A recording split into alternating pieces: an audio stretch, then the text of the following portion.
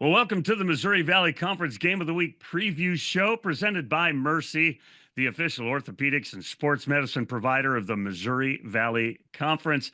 With Coach Casey Alexander, I'm Harry Schroeder, and Wednesday night at 8 p.m. on your local Gray Media station and on Matrix Midwest here in St. Louis.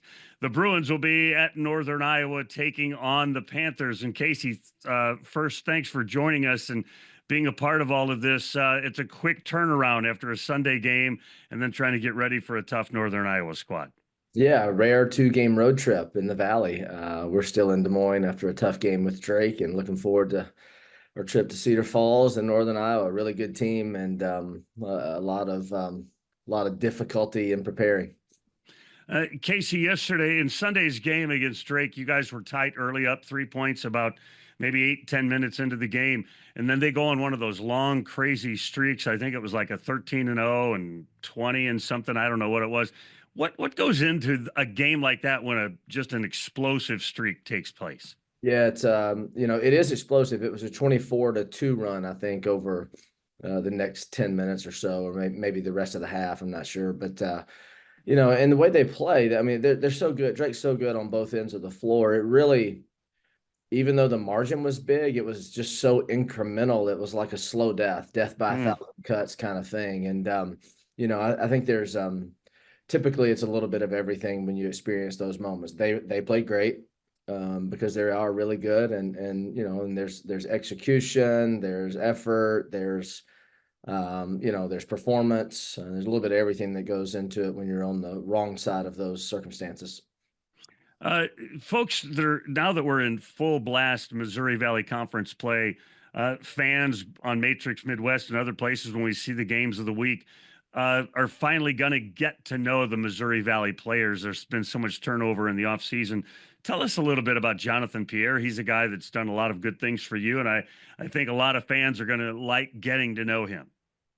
Yeah, he's a really versatile player. He's been a very good player for us. He spent his first 2 years at Nova Southeastern, where they were 67-1 and won a Division II national championship, very similar to those guys that moved to Drake from the Division II level. And then spent a year at Memphis last year, and that didn't go as he wanted to. And now he's with us and playing a really significant role. He's not a wow you talent as far as running, jumping.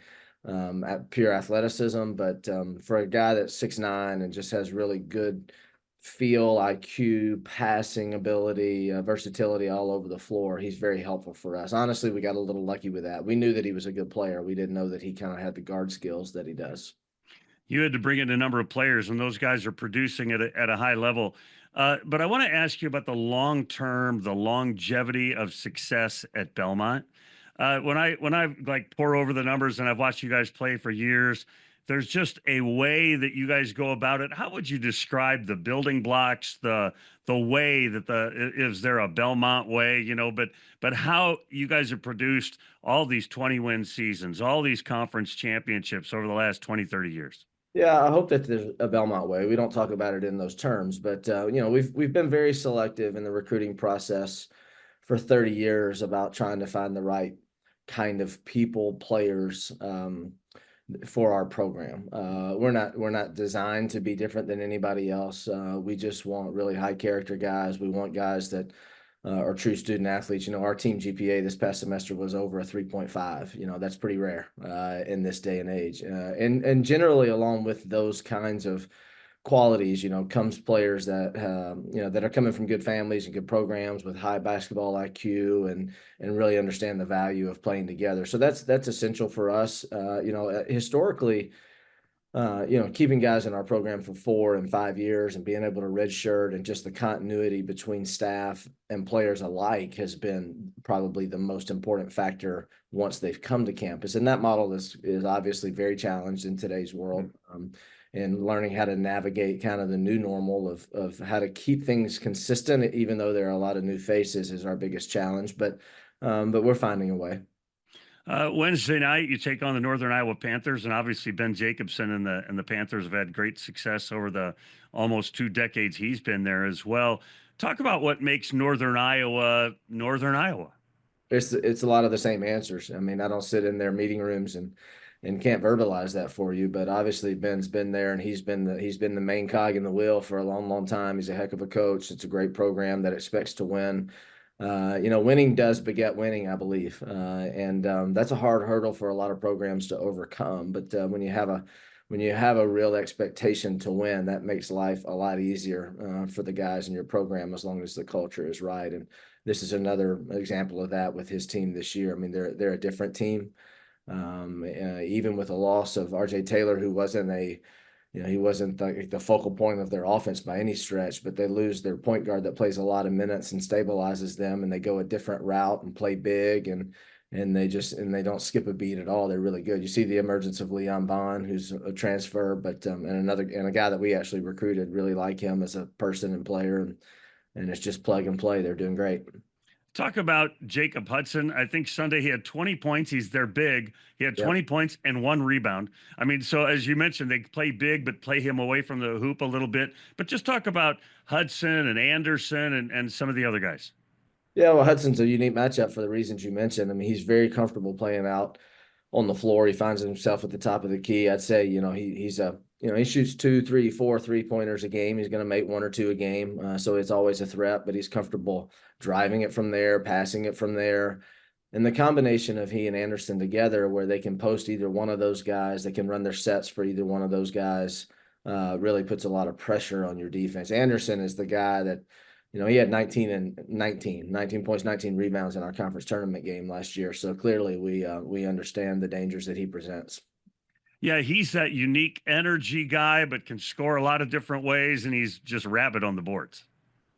Yeah, and a guy that that bleeds purple and gold or whatever they are, I guess. He's been around, and great that he stayed. He's expanded his game. He's never going to be the guy they're running sets to get 3-point shots for, but he's comfortable out there, and he does everything else so well. I mean, he just moves great. He's got great hands. He's got kind of a unique ability to, despite not being, the biggest of stature in the post, to score it. He's a good passer in the post. And so, we've already talked about his rebounding. So he just presents a lot of problems, and his, being a veteran and a guy that's been in that program for a long time is probably as important as anything else I could mention. We've talked about the Northern Iowa program and your program and the longevity of success. Coach Bird was there for a long time, and you played there and coached there. But you went away and getting that head coaching experience somewhere else. How valuable was that for you then in coming back and replacing Coach Bird? Yeah, I mean, so much more prepared in coming back to Belmont after being gone for 8 years than I ever would have been had I stayed the whole time. I've said it a lot. My first head coaching opportunity was at Stetson. Truly grateful for that opportunity. I was only there for 2 years before I went to Lipscomb for 6. But the 2 years I spent at Stetson, I learned more in those 2 years than I have in the other 25 years combined, probably just because I was doing it in a different program for the first time, away from home, starting over, trying to help a team that hadn't won a lot of games become relative and so forth. So, you never know where your journey is going to take you, but I'm really grateful for the way that mine's turned out. In case you start off this part of the conference season, like you said, on a road trip to Iowa. Not an easy way to start this portion of the schedule. Not at all. Two of the tougher games that we're going to play in the league all year. If you add up Drake and Northern Iowa's 20 home games, they're going to win 17 to 20 of them would be my prediction. And, so we've only got one opportunity left to try to steal one of those games. It's important to keep in mind that we're playing really quality opponents and we're playing them on the road. And it's a long, long conference season, and not to make too much of it, win or lose, but let's just go in there and let's try to really be committed to the process and try to give ourselves a chance to win against a really good team. Appreciate your time today, Casey Alexander. Our coverage on Wednesday night begins at 8 p.m. Central. For information on where you can catch the games, please visit mvc-sports.com. For the Missouri Valley Conference, I'm Harry Schroeder.